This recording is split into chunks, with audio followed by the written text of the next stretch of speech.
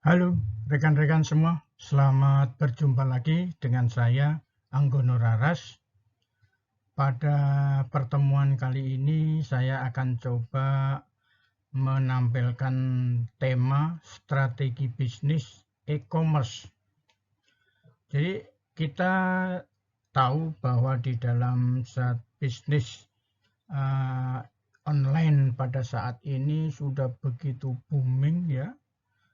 Maka tidak heran lagi kalau mayoritas generasi muda atau generasi online ini sudah tidak asing lagi di dalam melakukan strategi bisnis secara online. Alangkah baiknya saya akan coba menampilkan satu strategi bisnis e-commerce agar rekan-rekan semua lebih paham apa yang dimaksud dengan strategi bisnis e-commerce tersebut. Jadi saya akan mencoba nanti akan menampilkan satu kerangka berpikir dari e-commerce ini.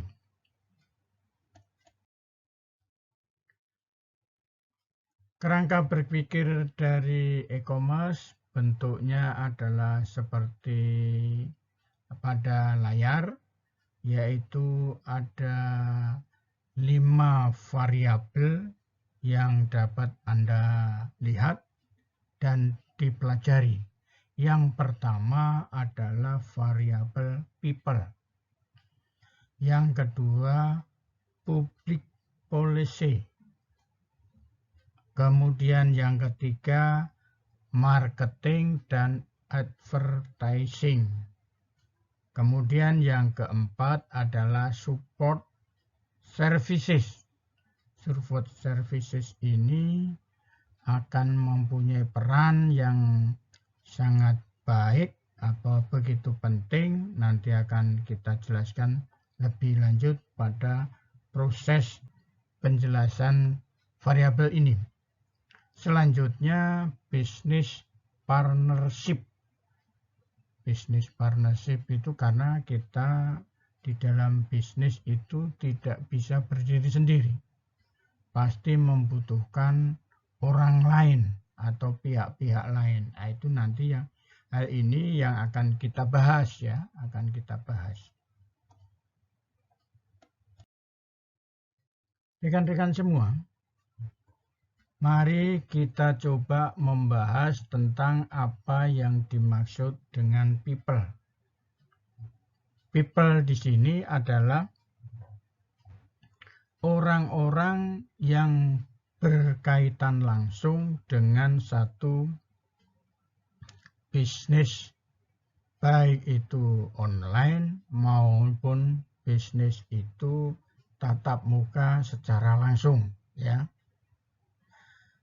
Sebagai contoh pada layar saya ambilkan contoh satu produsen fashion baju, baik itu baju laki-laki maupun baju perempuan. Maka sebelum dibuat secara massal perlu dibuat satu masterpiece lebih dahulu.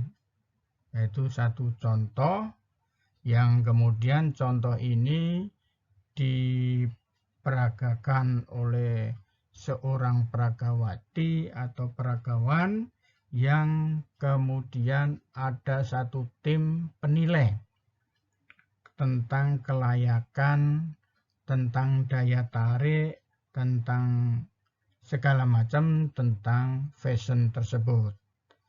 Apabila hasil daripada satu penilaian ini dianggap baik, maka kalau lebih diinginkan lagi bisa dilakukan suatu event ya, suatu event dengan mengundang pihak ketiga, dalam hal ini konsumen ya, konsumen maupun yang untuk kalangan terbatas tentunya ya, yang konsumen juga konsumen yang potensial yang akan diundang.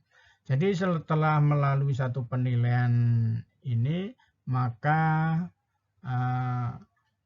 produk ini akan dibuat secara massal ya, secara massal kalau memang itu arahnya untuk massal.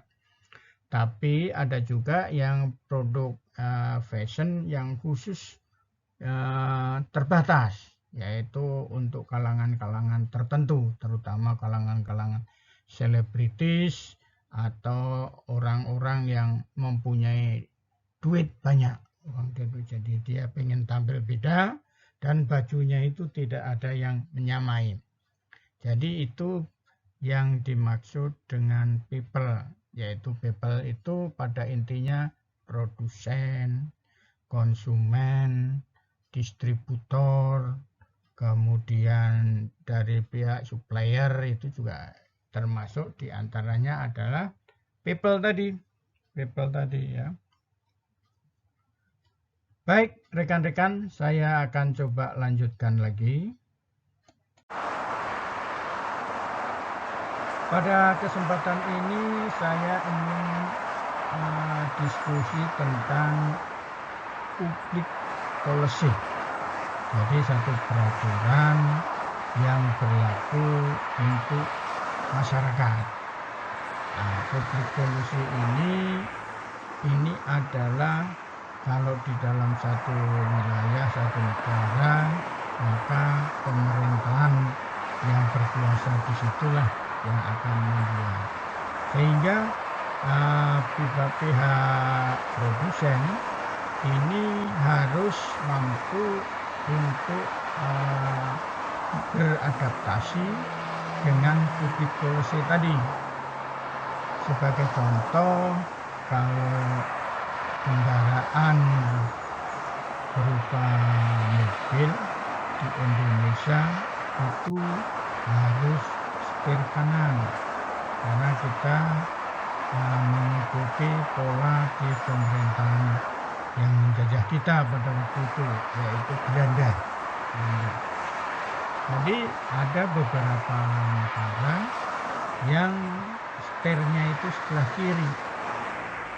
Jadi maka satu perusahaan kendaraan, contohnya mobil, kalau mau menjual kendaraannya ke Indonesia, umpamanya dari Amerika atau dari yang mempunyai peraturan setir kiri, harus dirubah ke setir kanan sesuai dengan yang berlaku di Indonesia.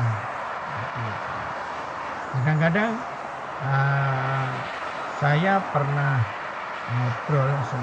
berjalan naik taksi di Amerika Serikat ya. Jadi saya ngobrol bahwa kalau di negara saya setirnya setir kanan, di Amerika kan setir kiri ya. Jadi dia bingung. Nah kalau pindah atau waktu itu masih zamannya ini ya, yang masih kopling itu manual, kalau pindah ini gimana? Dia bingung. Ya enggak apa-apa, karena kan lokasinya kan dipindah, disesuaikan.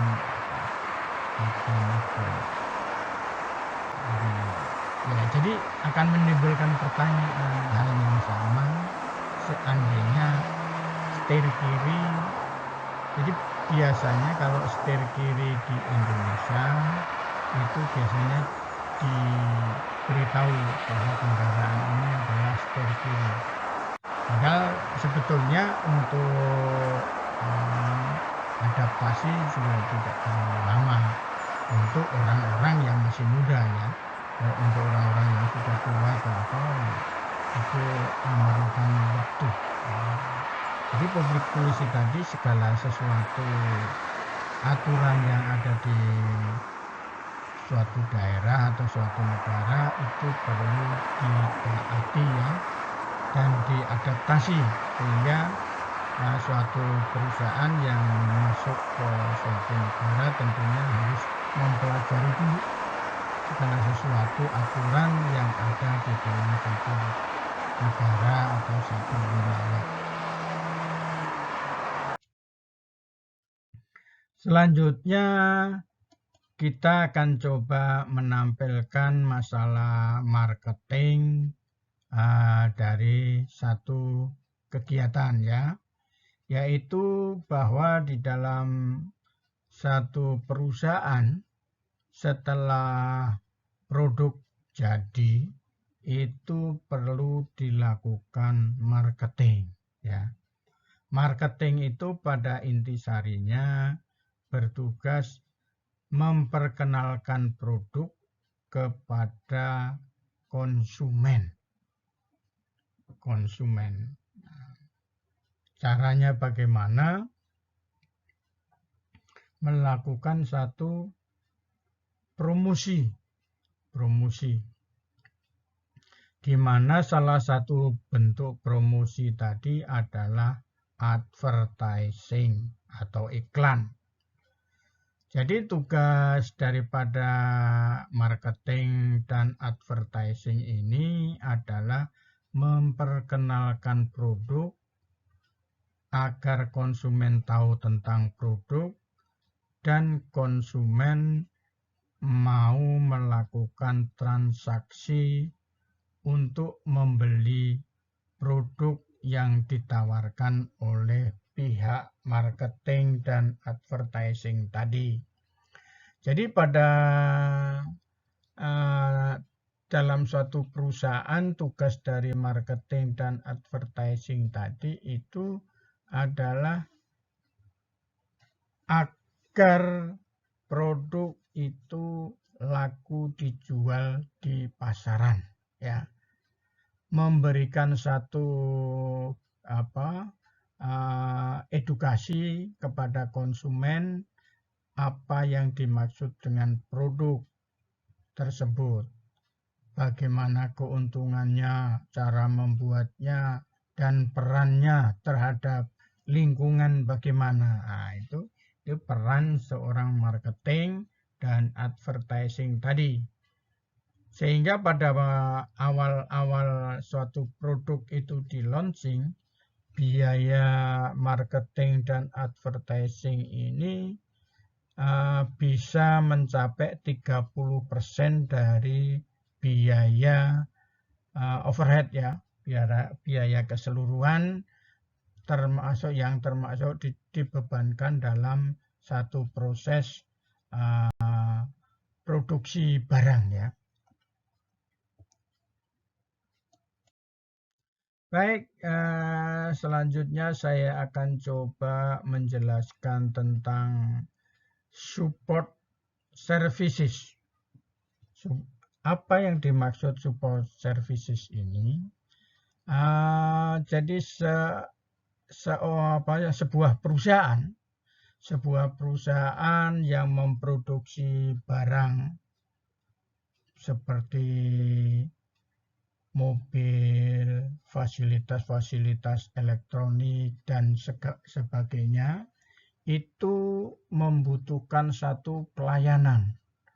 Baik pelayanan pada saat transaksi jual beli maupun pelayanan pada saat purna jual ya. Jadi artinya konsumen yang sudah membeli suatu produk itu tidak dibiarkan begitu saja. Jadi sebagai contoh, kalau kita produsen mobil, maka ada pelayanan saat mereka bertransaksi pada saat transaksi jual beli tadi, tetapi juga ada pelayanan after sales service. Contohnya diberikan satu pelayanan bebas ganti oli, ya kan? Atau bebas selama 5.000 atau 10.000 kilometer. 10 kilometer. Istilahnya tidak perlu membayar. Kemudian setelah kilometernya terpenuhi, maka pihak-pihak dealer atau pihak-pihak perusahaan produsen akan membuat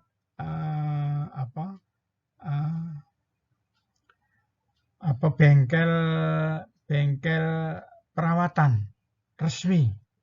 Jadi bengkel perawatan resmi yang dikhususkan untuk merek-merek tertentu dengan satu pelayanan yang baik, dengan bagaimana apakah dia jemput pula atau orang yang punya kendaraan itu datang sendiri, itu dapat dilayani pada saat support service tadi.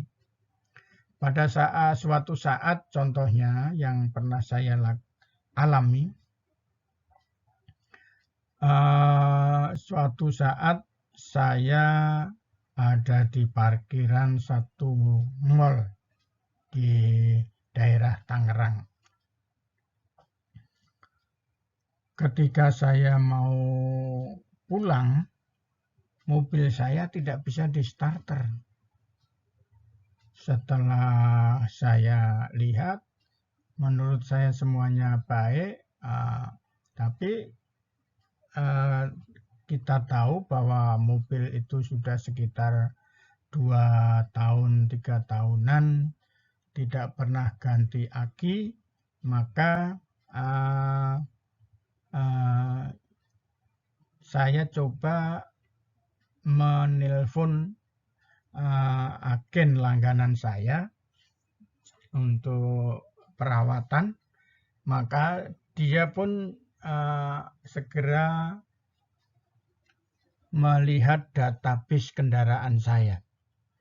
Dia bilang, Pak, Bapak ini kan kelihatannya selama 2 tahun lebih, sekarang 3 tahun ini belum pernah ganti aki, Pak.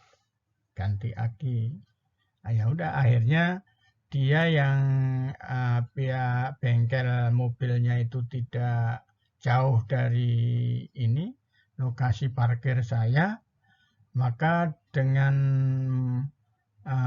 kendaraan mereka datang ke tempat parkir saya sambil membawa aki sesuai dengan